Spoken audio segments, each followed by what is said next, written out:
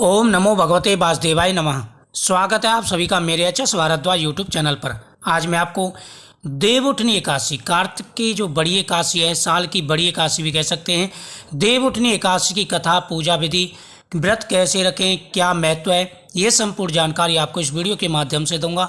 जो भी चैनल पर पहली बार आए चैनल को सब्सक्राइब करें, बगल में बेल आइकन बटन को दबाएँ हर वीडियो का नोटिफिकेशन पाने के लिए। ब्रह्मा जी बोले कि हे मुनिश्रेष्ठ, अब पापों को हरने वाली पुण्य और मुक्ति प्रदायिनी प्रमोदनी एकादशी का महत्व सुनिए। पृथ्वी पर गंगा की प्रवता और समुद्रों तथा तीर्थों का प्रभाव तभी तक रहता है जब तक कार्तिक की देवउठनी एकादशी नहीं आती।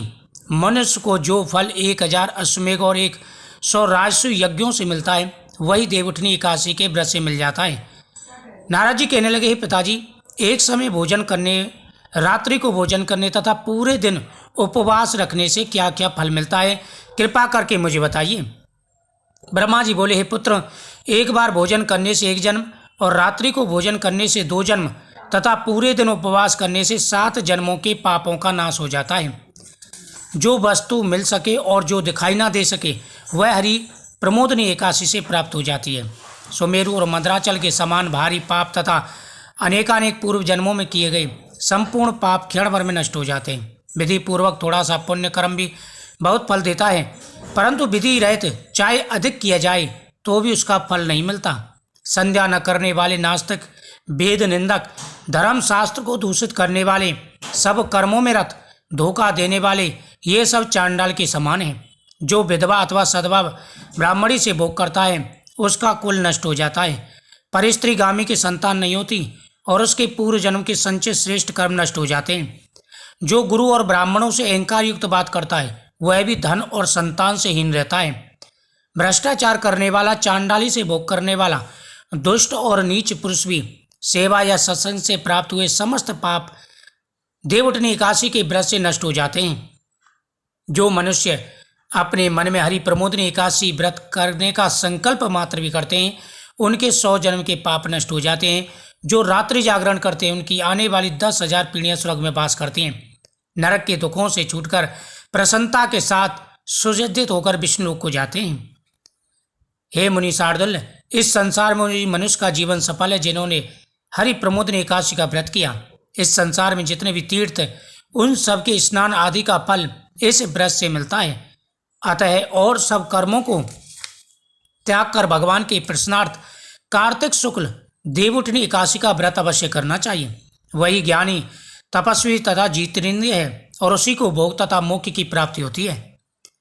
जो देवउठनी एकादशी का व्रत करता है, जिसने एक बार भी इसका व्रत किया, वह मोक्ष का अधिकारी हो जाता है। मन वचन तीनों प्रकार के पाप इस रात्रि को केवल जागरण मात्र से नष्ट हो जाते हैं। प्रमोदनी एकादशी के दिन व्रत करने से मनुष्य के बाल, यौवन और वृद्ध अवस्था में किए गए संपूर्ण पाप नष्ट हो जाते हैं। रात्रि जागरण का फल चंद्र सूर्य ग्रहण के समय स्नान करने से 1000 गुना अधिक होता है। जो मनुष्य प्रमोदनी एकादशी का व्रत नहीं करते, उनके सब पुण्य व्यर्थ हैं। हे नारद, तुमको भी विधि पूर्वक यत्न के साथ इस व्रत को अवश्य करना चाहिए। कार्तिक मास में धर्म परायण होकर जो व्यक्ति अन्न खाते हैं, उन्हें चंद्रायण व्रत का फल मिलता है। कार्तिक मास में भगवान दान आदि से इतने प्रसन्न नहीं होते जितने कि श्रद्धापूर्वक शास्त्रों की कथा सुनने से होते हैं। कार्तिक मास में जो भगवान विष्णु की कथा का 1 या आधा श्लोक भी पढ़ते हैं, दूसरों को कथा सुनाते हैं, खुद सुनते हैं, उनकी सभी मनोकामनाएं पूरी हो जाती हैं। शास्त्रों की कथा कहने और सुनने से 10,000 यज्ञों का फल मिलता है, साथ ही उसके सब पाप नष्ट हो जाते हैं। जो नियम पूर्वक हरि कथा सुनते हैं, वे 1000 गोदान का फल पाते हैं। विष्णु के जागने के दिन जो भगवान की कथा सुनते हैं, वे 7 दीपों समेत पृथ्वी के दान करने का फल पाते हैं। जो मनुष्य भगवान की कथा सुनने के पश्चात वाचक को अपनी सामर्थ्य अनुसार दक्षिणा देते हैं, उनको सनातन लोक मिलता है। ब्रह्मा जी के यह वचन सुनकर नारद जी मुनि ने कहा कि हे भगवान, एकादशी के व्रत की विधि बताइए। तब ब्रह्मा जी कहने लगे कि ब्रह्म मुहूर्त में 2 घड़ी रात्रि रह जाए, तब उठकर सोच आदि से निमृत होकर दंत धामन आदि करे और नदी, तालाब, कुआं, बावड़ी या घर में ही जैसा संभव हो स्नान करें। फिर भगवान की पूजा करके कथा सुने और फिर व्रत का नियम ग्रहण करना चाहिए। उस समय भगवान से विनय करे कि प्रभु, आज निराहार रहकर व्रत करूंगा, दूसरे दिन द्वादशी को भोजन करूंगा, अतएव आप मेरी रक्षा कीजिए। तत्पश्चात भक्ति भाव से व्रत करें और रात्रि को जागरण करें। एकादशी को कृपणता त्याग कर अनेक पुष्प फल अगर धूप आदि से भगवान का पूजन करें। ओम नमो भगवते वासुदेवाय नमः मंत्र का जाप करें। संग के जल से भगवान को अर्घ्य देवें। इसका समस्त तीर्थों से करोड़ों गुना फल प्राप्त होता है।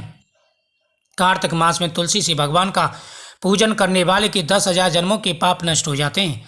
तुलसी दर्शन, स्पर्श, कथा, नमस्कार, स्तुति, तुलसी रोपण, जल से सिंचन और प्रतिदिन पूजन आदि करने वाले करोड़ों युग तक विष्णु लोक में निवास करते हैं। जो तुलसी का पेड़ लगाते हैं उनके कुटुंब में उत्पन्न होने वाले प्रलय काल तक विष्णु लोक में निवास करते हैं। रोपी हुई तुलसी की जितनी जड़ों का विस्तार करती हैं उतने ही 1000 युग पर्यंत तुलसी रोपण करने वाले के सुकृत का विस्तार होता है। जिस मनुष्य की रोपी हुई तुलसी की जितनी शाखाएं, प्रकाशा, बीज और फल पृथ्वी में बढ़ते हैं उसके उतने ही कुल 2000 कल्प तक विष्णु लोक में निवास करते हैं। जो कदम के पुष्पों से हरि का पूजन करते हैं वे कभी यमराज के दर्शन नहीं करते। इस प्रकार रात्रि में जागरण का पूजन कर प्रातःकाल उठकर नदी पर जाए और वहां स्नान, जप, नित्य कर्म करके घर पर आकर विधि पूर्वक भगवान केशव का पूजन करें।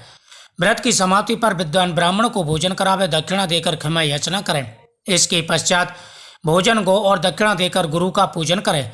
जो वस्तु व्रत के आरंभ में छोड़ने का नियम किया हो वह ब्राह्मण को दे दे। हे राजन, रात्रि में भोजन करने वाला मनुष्य ब्राह्मण को भोजन करावे और स्वर्ण सहित बैल का दान करे। जो मनुष्य मांसाहारी नहीं है वह गौ का दान करे। आंवले से स्नान करने वाले मनुष्य को दही और शहद का दान करना चाहिए।